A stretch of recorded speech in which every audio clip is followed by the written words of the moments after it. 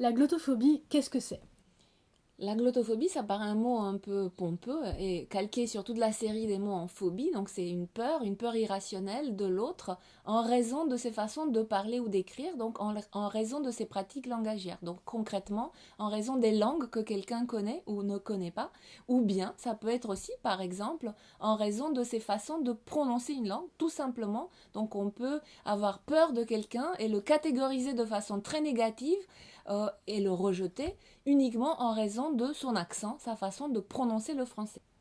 Et encore une fois, c'est vraiment concret. Par exemple, on peut être discriminé à l'embauche si on a un accent qui va être jugé non sérieux. Ça ne veut rien dire linguistiquement, c'est juste une projection. Au fait, on va dire par exemple souvent dans les grandes écoles qu'il faut perdre les accents régionaux.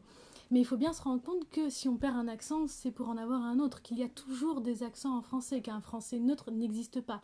Simplement, l'accent d'Île-de-France, l'accent du pouvoir, va être vu comme neutre, comme le bon parler, alors que ça n'a pas de sens linguistique. On a l'habitude de hiérarchiser les gens, de hiérarchiser les langues et de hiérarchiser les accents. Cette habitude peut être déconstruite. On peut s'habituer à entendre différentes façons de prononcer la langue, différentes langues, et ne pas en avoir peur et ne pas préjuger des compétences des gens en fonction de leur façon de prononcer les nasales.